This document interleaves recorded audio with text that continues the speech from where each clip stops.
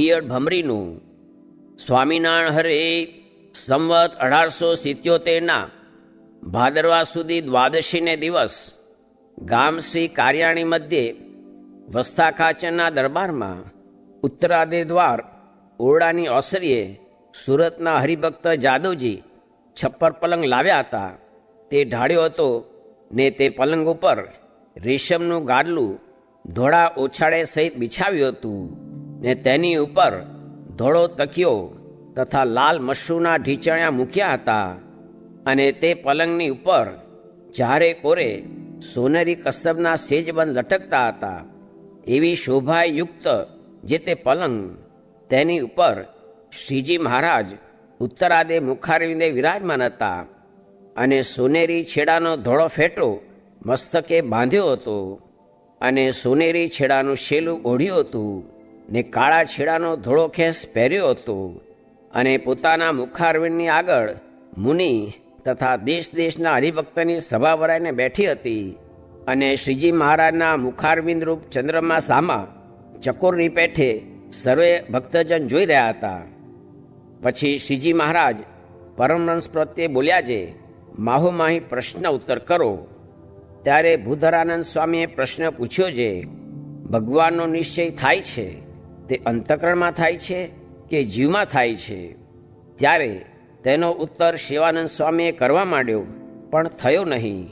પછી શ્રીજી મહારાજ બોલ્યા છે, આ જીવ છે તે બુદ્ધિએ કરીને જાણે છે અને તે બુદ્ધિ છે તે સર્વનું કારણ છે ને સર્વથી મોટી છે. માટે તે બુદ્ધિ મનને વિશે રહી છે, ચિત્તને વિશે રહી છે, અહંકારને વિશે રહી છે, શ્રોત્રને વિશે રહી છે, ચક્ષુને વિશે રહી છે, ઘ્રાણને વિશે રહી છે, જીવાને વિશે રહી છે, વાણીને વિશે રહી છે, ત્વચાને વિશે રહી છે, હાથને વિશે રહી છે, પગને વિશે રહી છે, શિશ્નને વિશે રહી છે, ગુદાને વિશે રહી છે. એવી રીતે બુદ્ધિ જે તે નખશિખા પર્યંત આ શરીરને વિશે વ્યાપીને રહી છે અને તે બુદ્ધિને વિશે જીવ રહ્યો છે. પણ તે જીવ જણાતો નથી અને એકલી બુદ્ધિ જણાય છે. ત્યાં દ્રષ્ટાંત છે, જેમ અગ્નિની જ્વાળા ઘટે છે ને વધે છે, તે વાયુ કરીને વધે છે ને ઘટે છે અને તે અગ્નિની જ્વાળા વધતી ઘટતી જણાય છે, પણ વાયુ જણાતો નથી. અને જેમ અગ્નિ લઈને છાણામાં મૂકીએ ને તે છાણામાં સળગવા માંડે, તેને લઈને જ્યાં વાયુ ન હોય ત્યાં મૂકીએ, તે ધુમાડો ઊંચો ચડવા માંડે. તે ધુમાડો જ ઊંચો ચડતો જણાય, પણ તેમાં વાયુ જણાતો નથી. અને જેમ આકાશને વિશે વાદળા ચાલે છે, તે વાયુએ કરીને ચાલે છે, તે વાદળા ચાલતા જણાય છે, પણ તેમાં રહ્યો એવો જે વાયુ તે જણાતો નથી. તેમ જ્વાળા, ધુમાડો ને વાદળા, તેને ઠેકાણે બુદ્ધિ જાણવી અને વાયુને ઠેકાણે જીવ જાણવો. તે જીવ કેવો છે? તો બુદ્ધિએ કર્યો જે નિશ્ચય તેને જાણે છે. અને તે બુદ્ધિમાં નિશ્ચયની વ્યક્તિનો કરનારો જે બ્રહ્મા તેને પણ જાણે છે. અને મનના સંકલ્પને જાણે છે. અને તે મનના સંકલ્પની વ્યક્તિનો કરનારો જે ચંદ્રમા તેને પણ જાણે છે. અને ચિત્તના ચિંતનને જાણે છે. અને તે ચિત્તના ચિંતનની વ્યક્તિ કરનારા જે વાસુદેવ તેને પણ જાણે છે. અને અહંકારની અહમતિને જાણે છે. અને તે અહમતિની વ્યક્તિના કરનારા જે રુદ્ર તેને પણ જાણે છે.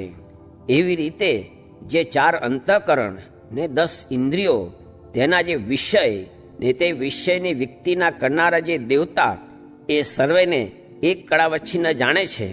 એવો જે જીવ, તે જીવ જે તે એક દેશસ્થ જણાય છે અને બરછીની અણી જેવો તીખો જણાય છે અને અતિશય સૂક્ષ્મ જણાય છે.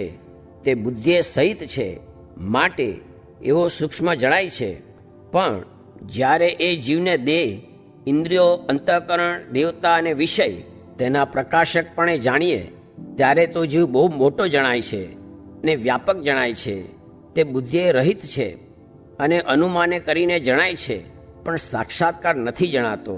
ત્યાં દ્રષ્ટાંત છે, જેમ કોઈક 10 મણની તલવાર હોય, તેને જોઈને માણસ અનુમાન કરે છે એ તલવારનો ઉપાડનારો બહુ મોટો હશે. તેમ એ સર્વ દેહ ઇન્દ્રિયાદિકને એક કાળે પ્રકાશે છે. માટે એ જીવ બહુ મોટો છે એવી રીતે અનુમાને કરીને જણાય છે, એવી રીતે શ્રીજી મહારાજે ઉત્તર કર્યો. ત્યારે નિત્યાનંદ સ્વામીએ પૂછ્યું છે, હે મહારાજ, એમાં તે શું ઉત્તર થયો? ત્યારે શ્રીજી મહારાજ બોલ્યા છે, એમાં તો એ ઉત્તર થયો જે જ્યારે બુદ્ધિમાં નિશ્ચય થયો ત્યારે જીવમાં પણ નિશ્ચય થઈ ગયો એમ જાણવું. તે કેવી રીતે થાય છે? તો પ્રથમ ઇન્દ્રિયોમાં નિશ્ચય થાય છે, પછી અહંકારમાં નિશ્ચય થાય છે, પછી ચિત્તમાં નિશ્ચય થાય છે, પછી મનમાં નિશ્ચય થાય છે, પછી બુદ્ધિમાં નિશ્ચય થાય છે, પછી જીવમાં નિશ્ચય થાય છે, એમ શ્રીજી મહારાજે કહ્યું. ત્યારે નિત્યાનંદ સ્વામીએ વળી પૂછ્યું છે, હે મહારાજ, ઇન્દ્રિયોમાં નિશ્ચય હોય તે કેમ જણાય? ને અંતઃકરણમાં નિશ્ચય હોય તે કેમ જણાય? ને જીવમાં નિશ્ચય હોય તે કેમ જણાય? ત્યારે શ્રીજી મહારાજ બોલ્યા છે, ઇન્દ્રિયોમાં નિશ્ચય તે એમ જાણવો જે આ જગતને વિશે જે પદાર્થ છે તે દીઠામાં, સાંભળામાં, સૂંઘ્યામાં, અડ્યામાં આવે છે, તેમાં કેટલાક શુભ છે અને કેટલાક અશુભ છે, અને કેટલાક સુખરૂપ છે ને કેટલાક દુઃખરૂપ છે, અને કેટલાક પ્રિય છે ને કેટલાક અપ્રિય છે, અને કેટલાક યોગ્ય છે ને કેટલાક અયોગ્ય છે, એ સર્વે ભગવાનમાં જણાય. તેને કરીને કોઈ સંશય ન થાય તો એને ઇન્દ્રિયોમાં નિશ્ચય જાણવો. અને સત્વ, રજ અને તમ એ 3 ગુણના જે કાર્ય છે તેમાં આળસ નિંદ્રાદિક તમોગુણનું કાર્ય છે, અને કામ ક્રોધાદિક રજોગુણનું કાર્ય છે, અને શમદમાદિક સત્વગુણનું કાર્ય છે. એ સર્વે ભગવાનમાં દેખાય પણ તેમાં કોઈ સંશય ન થાય તો એને અંતઃકરણમાં ભગવાનનો નિશ્ચય જાણવો. અને જેમ ઋષભદેવ ભગવાન નિર્વિકલ્પ સમાધિએ કરીને ઉન્મત્ત થકા વિચર્યા ને મુખમાં પાણો રાખ્યો ને પોતાનો દેહ દાવાનળમાં બળી ગયો તોય પણ ખબર ન રહી, એવી રીતે જે ગુણાતીત સ્થિતિ તે ભગવાનમાં જણાય તેમાં કોઈ સંશય ન થાય તો એને જીવને વિશે નિશ્ચય જાણવો. ત્યાં દ્રષ્ટાંત છે, જેમ સમુદ્રમાં વહાણ ચાલે છે, તેમાં જે લોઢાના નાંગળ હોય તેને સમુદ્રમાં નાખે તે જો ધરતી લગન ન પૂગ્યો હોય ને તેને જો તરત તાણી લે તો ઝાઝી મહેનત ન પડે ને તરત નિસરી આવે, અને તેને ધરતી લગન જવા દઈને તાણે તો ઘણી મહેનતે નિસરે.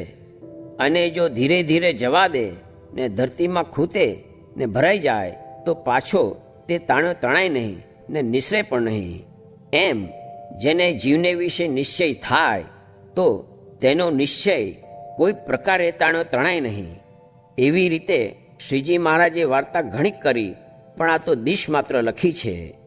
પછી ચૈતન્યાનંદ સ્વામીએ પૂછ્યું છે, હે મહારાજ, ભગવાન તો મન વાણી થકી પર છે અને ગુણાતીત છે, તેને માઇક એવા જે ઇન્દ્રિયો અંતઃકરણ તે કેમ પામે? ત્યારે શ્રીજી મહારાજ બોલ્યા છે, આ દેહ, ઇન્દ્રિયોને અંતઃકરણ તેને જાણનારો જે જીવ તે જ્યારે સુષુપ્તિમાં લીન થાય છે ત્યારે એના ઇન્દ્રિયો અંતઃકરણ પણ સુષુપ્તિમાં લીન થાય છે.